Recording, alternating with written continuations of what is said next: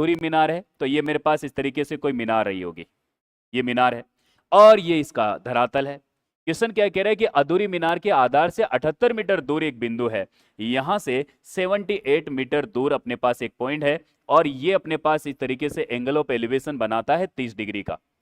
कितना बनाता है बोलो? ये 30 डिग्री का एंगल ऑफ एलिवेशन बनाने लग जाता है, ठीक है ना। And the angle of elevation of the top of an incomplete tower at a point 78 metres away from the base of the tower, ठीक है।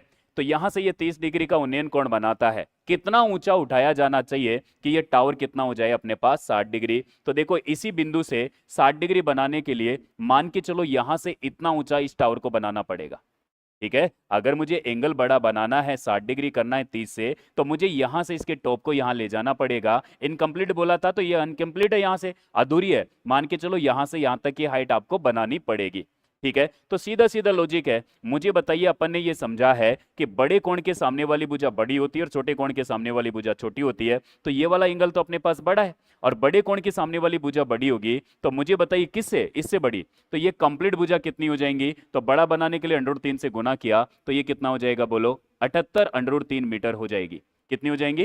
78 √3 मीटर हो जाएंगी कंप्लीट। तो लेकिन पहले वाली जो मीनार है, ये पहले वाली जो बिल्डिंग है, उसमें तो एंगल ऑफ एलिवेशन 30 डिग्री बना था, उसमें तो एंगल ऑफ एलिवेशन 30 डिग्री ही बना था ना।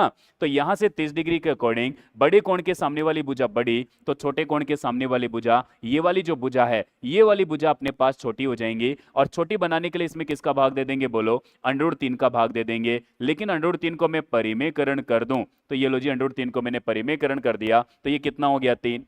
3 का भाग यहां देंगे, तो ये 3 दूना तो कितना हो गया? 6, ठीक है, एक बचा, तो ये कितना हो जाएगा अपने पास? 36 18। तो ये वाली जो हाइट है मेरे पास, इनकम्प्लीट बिल्डिंग की जो हाइट है, ये अपने पास आ गई कितनी? 26√3। कितनी आ गई बोलो? 26√3 आ गई, ठीक है। अब आप लोगों को पता है कि इनकम्प्लीट बिल्डिंग की हाइट 26√3 है, और कंप्लीट हो जाने के बाद में जो हाइट है वो कितनी आ गई? 78√3 आ गई। मुझे तो ये निकालना था कि कितना ऊंचा उठाना था, तो ये वाली हाइट अगर मुझे निकालना है तो कंप्लीट में से 78 √3 में से 26√3 अगर मैं घटा दूं, तो देखो 78 में से 26 घटेगा तो कितना बचेगा बोलो?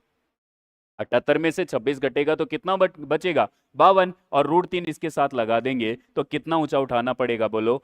52√3 मीटर ऊंचा उठाना पड़ेगा।